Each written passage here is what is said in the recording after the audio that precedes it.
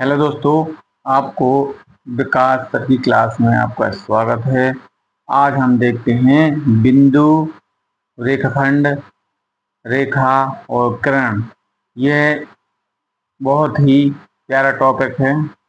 इसको समझने के लिए हम आप लोगों को इसका पूरा चार्ट बना के रखा है, जो आपको पूरा समझ में आ जाएगा। आपको स्टेप बाय स्टेप पूरी वीडियो देखना पड़ेगी।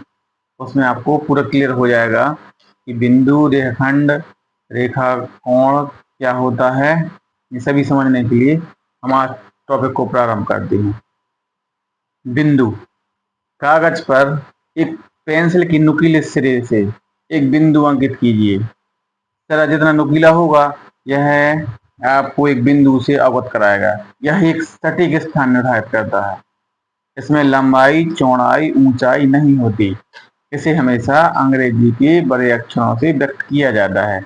जैसे यह एक बिंदु है, अपन ने इसमें रख दिया, यह एक प्रकार का बिंदु है। इसे हमेशा अंग्रेजी के बड़े अक्षरों से व्यक्त किया जाता है, जिस प्रकार से हमने आपको यहाँ पे लिख के बताया है। बिंदु, इसमें ना चौड़ाई होती है, न लंबाई होती है और ना ही ऊंचाई होती है। वह बिंदु कहलाता है। इसके नाम हमेशा अंग्रेजी के बड़े अक्षरों से व्यक्त किए जाते हैं। ठीक है ना। उसके बाद में अपन देखते हैं रेखाखंड। रेखाखंड कागज के एक टुकड़े को मोड़िए। जैसे मान लो अपन ने इसी को मोड़ दिया, या कोई भी कागज को अपन ने मोड़ दिया, ऐसे लिया और ऐसे अपन ने मोड़ दिया। ठीक है। मोड़ने के बाद एक ये निशान आ गया ना, ये निशान, इसका लास्ट बिंदु और ये वाला बिंदु को अपन को जो प्राप्त होता है, सीधा लाइन ये होती है ना प्राप्त, ये वाली लाइन प्राप्त होती है ना। इसके दोनों सिरे निश्चित हैं। इसका लास्ट सिरा ये है और इसका लास्ट सिरा ये है। ठीक है ना। तो इसे अपन रेखाखंड कहते हैं। रेखाखंड बोलते हैं। ठीक है। अब इससे लास्ट बिंदुओं को जोड़ने वाली सबसे छोटी रेखा, क्योंकि अपन इसको ऐसे भी जोड़ सकते हैं, लेकिन जब अपन ऐसे जोड़ेंगे ना तो सबसे छोटी रेखा कहलाएगी ये वाली। तो इसी को रेखाखंड कहा जाता है। रेखाखंड निश्चित स्थान होता है। जैसे मान लो अपन ने इसको ए ले लिया, इसको बी ले लिया, ये भी एक रेखाखंड हो गया। ठीक है। इसका स्थान निश्चित होता है। जैसे अपन ने इसमें ले लिया था, अपन ये कागज है, ठीक है, इसको अपन ने यहाँ से मोड़ दिया। ठीक है। मोड़ दिया तो इसमें लिखा ही है ना, इसके दो अंतस्थ बिंदु हैं, ये और ये। इसमें दो बिंदु ए और बी अंकित कीजिए, जो अपन ने कर दिए। ठीक है।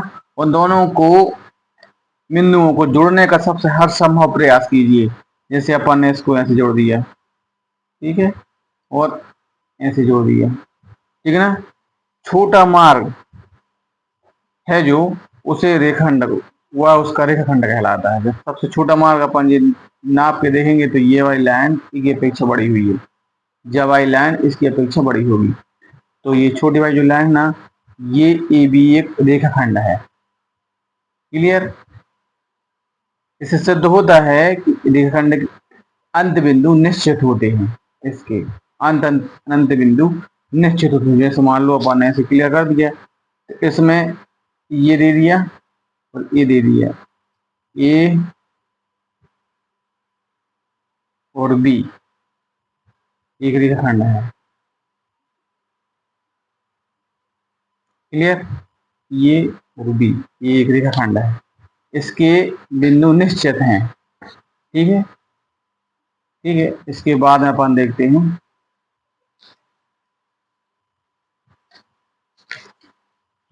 रेखा।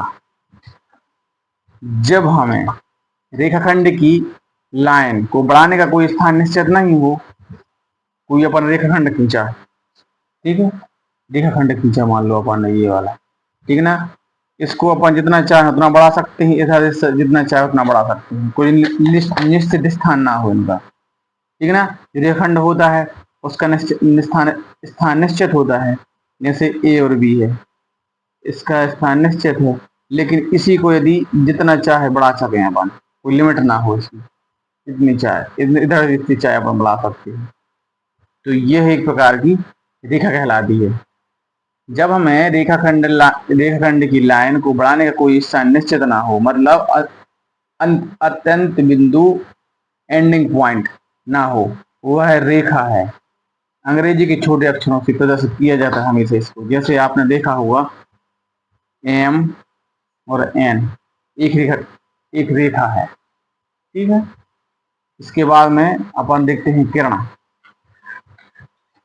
जिस रेखा का प्रारंभिक स्थान निश्चित हो वह किरण कहलाती है। जैसे मान लो अपन ने इसको एक बिंदु निश्चित कर दिया, इसको अपन ने आगे बढ़ा दिया, ठीक ना, यह क्या कहलाती है, किरण। एक प्रकार की क्या है, किरण।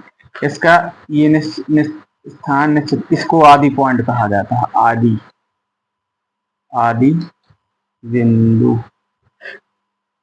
कहा जाता है, यह प्रारंभिक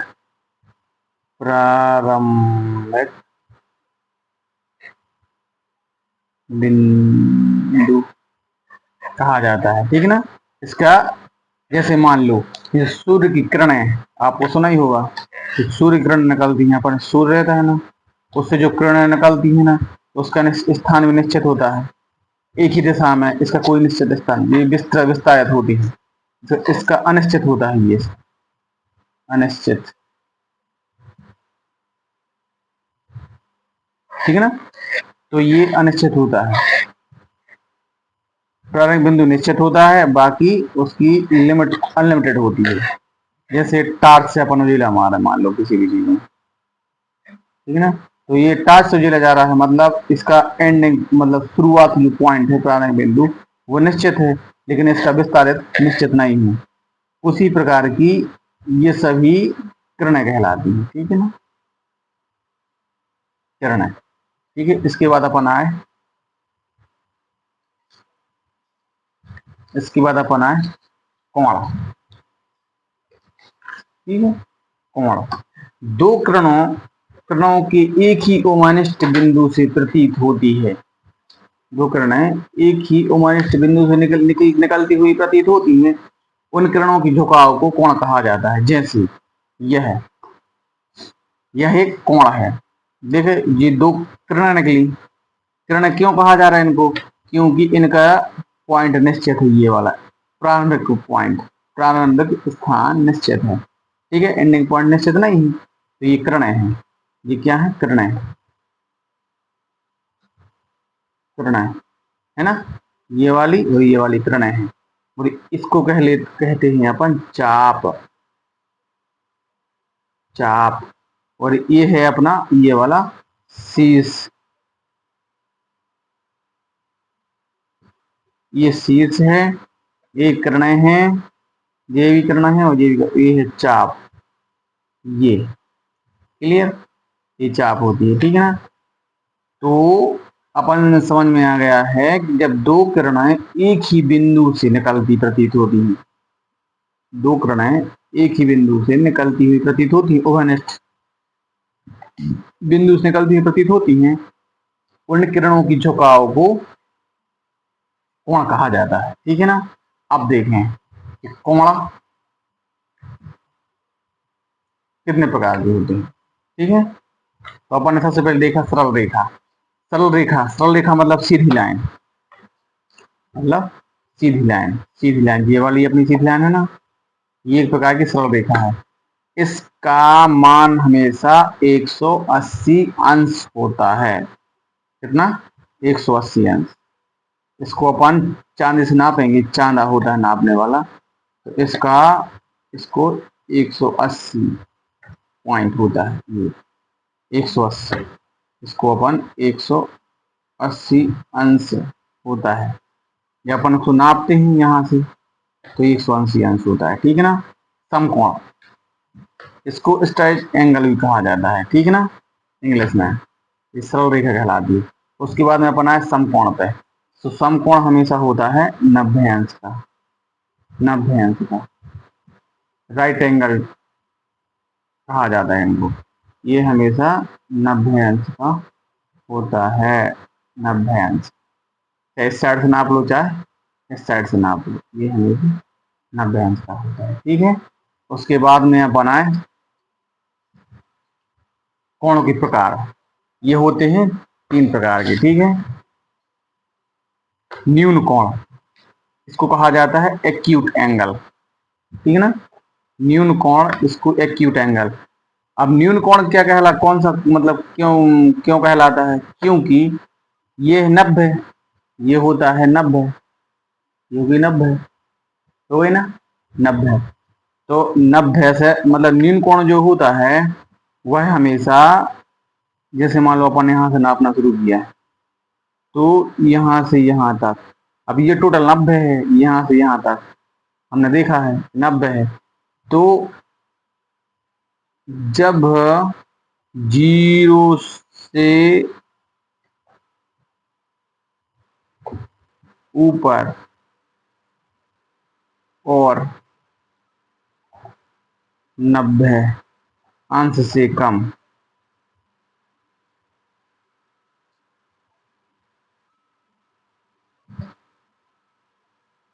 मान होता है, तो वह न्यून कोण या एक्यूट एंगल कहलाता है। 0 से ऊपर या 0 से अधिक, 0 कहलाता है ये, 0 कहलाता है ये वाला, ये 0 है, यहाँ अपन चांदा है 0 कहलाएगा। इसके बाद में अपन ऊपर ऊपर चांदा करेंगे, इसको मतलब नापेंगे, तो 10 20 30 40 50 60 70 80 90, 90 तक अपन आ गए ना, तो 90 से जितने भी नीचे नीचे हैं ये सब कोण कहलाएंगे कैसे, न्यून कोण। जैसे 10 होता, मान लो यहाँ पे 10 अंश का कोण होता तो भी वो न्यून कोण कहलाता है, 20 अंश का कोण होता तब भी वो न्यून कोण कहलाता, 30 का 40 का 50 का 60 का 70 का 80 का 90, मतलब 90 नहीं होना चाहिए, 90 से जितने नीचे कोण कहलाएंगे ये सभी न्यून कोण के अंतर्गत आते हैं, क्लियर, ठीक है ना। जैसे मान लो अपन ने यहाँ पे रख दिया मान लो, ठीक है ना, अब इसको अपन ने बढ़ाया, यहाँ पे कहलाया 0, फिर इसके बाद में 10 20 30 40 50 60 70 80 90, तो 90 के नीचे वाले कोण जितने भी होंगे यहाँ से लाइन अपने निश्चित रहेगा, जैसे मान लो ये वाला पेन है तो ये निश्चित रहेगा, ठीक है ना, तो यहाँ पे कहलाएगा 0, 10 20 30 40 50 60 70 80 90 आ जाएगा तो नहीं कहलाएगा कोण, न्यून कोण, ये होना चाहिए कम, ये यहाँ पे कहीं पे भी हो तो ये सभी न्यून कोण कहलाते हैं इस साइड की, ठीक है ना। उसके बाद में अपन आए, उसके बाद में अधिक अधिक कोण पे, तो अधिक कोण वह कोण होता है जो 90 से अधिक और 180 से कम होता है। जैसे मान लो 90 ये है, ठीक है ना, तो एक निश्चित बिंदु होनी चाहिए यहाँ पे, जैसे मान लो इसका निश्चित पॉइंट हो गया, ठीक है ना, तो अपन ने देखा कि मान लो अधिक कोण क्या होना चाहिए, 90 से अधिक, 90 से अधिक और 180 से कम, ठीक है, 90 से अधिक और 180 से कम, वह होता है क्या, अधिक कोण। अब कैसे समझ में आएगा, तो ये पूरी लाइन कहलाती है 180, ठीक है, ये वाली लाइन ये आपने देखा था यहाँ पे, ये कहलाती है 180, ठीक है ना, तो अपन ने 180 लाइन को मान लिया, ठीक है, मतलब वो कहलाती है वो तो। उसके बाद में अपन ने यहाँ से जुड़ना स्टार्ट किया मान लो इस साइड से, ठीक है ना। तो अपन ऐसे ऐसे जाएंगे 10 20 30 40 50 60 70 80 90, ये 90 हो गया, ठीक है ना। इस साइड से अपन स्टार्ट किया, क्या इस साइड से करना हो तो इस साइड से भी कर सकते हैं, कहीं से भी कर सकते हैं, ठीक है ना। तो अपन इस साइड से स्टार्ट किया मान लो, ठीक है ना। तो ये ऐसे में 10 20 30 40 50 60 70 80 90 हो गया। 90 के बाद अपन इसके आगे जा रहे ना, तो 110 120 130 140 150 160 170 180 190 180 180 से ज्यादा होना नहीं चाहिए। मतलब 90 से यहाँ कहने का मतलब कि इस साइड की यहाँ से अपन स्टार्ट करेंगे जब, तो इस साइड का जब कोण कहलाएगा वो क्या कहलाएगा, अधिक कोण, ठीक है ना। जैसे यहाँ पे 90 हो गया, तो यहाँ से यहाँ तक की तो कहलाए न्यून कोण, इधर इस साइड वाली, और इस साइड की कहलाए अधिक कोण, इस साइड की, सॉरी इस साइड कहलाए अधिक कोण, इस साइड वाली, ठीक है ना। अपन ने जीरो से स्टार्ट किया, तो 90 से मतलब कहने का मतलब कि 90 से जैसे मान ले 100 हो, 100 110 120 130 110 120 130 110 120 130 140 150 160 70, मतलब 10 से नहीं 5, मतलब कम ही हो सकता है। कहने का मतलब ये है 90 से अधिक होना चाहिए और 180 से कम, वह सभी एब्सोल्यूट एंगल कहलाते हैं या अधिक कोण कहलाते हैं। जैसे हमने ये आपको निश्चित कर दिया, ठीक है ना। जैसे अपन ने इसको मान लिया, जैसे ये वाला न्यून कोण था ना, इसको अपन ने मान लिया मान लो 45, तो ये हो गया 45। इसी प्रकार से मान लो इसको अपन ने यहाँ से स्टार्ट किया, यहाँ से, तो 0 से 10 20 30 40 50 60 70 80 90 100 110 120 130 हो गया मान ला, है ना। ठीक है, 130 अंश का ये कोण हो गया, ठीक है ना, 130 अंश, ये क्या हो गया, अधिक कोण, ठीक है ना। उसके बाद में होता है प्रतिवर्ती कोण। प्रतिवर्ती कोण को कहते हैं इंग्लिश में रिफ्लेक्स एंगल, ठीक है ना। इसकी माप हमेशा 180 से अधिक होती है, ठीक है ना, 180 से अधिक। जैसे मान लो अपन ने ये किया, ये वाला, ये वाला, ये है ना, तो यहाँ से अपन ने जीरो मान लिया मान लो इसको, तो यहाँ से अपन जाएंगे 10 20 30 40 50 60 70 80 90 100 110, मतलब मान लो यहाँ पे हो गया कितना, 100, कितना हो गया, मान लो 270, वो हो गया 280 मान लो, ठीक है ना, ठीक है ना। तो ये कहलाया अपना ये वाला रिफ्लेक्स एंगल, ये वाला कहलाता है रिफ्लेक्स एंगल। ये जीरो से स्टार्ट हो गया, जीरो से बढ़ेगा, कहने का मतलब 180 से अधिक होना चाहिए, 180 अंश से अधिक, क्लियर, ये हो गया रिफ्लेक्स एंगल, ठीक है। अब आगे की और भी कोण रहेंगे, जैसे समपूरक कोण है, पूरक कोण, इन बारे में चर्चा अपन दूसरी वीडियो में करेंगे, क्योंकि फिर लंबा हो जाएगा बहुत सारा वीडियो। धन्यवाद देखने के लिए, बहुत बहुत।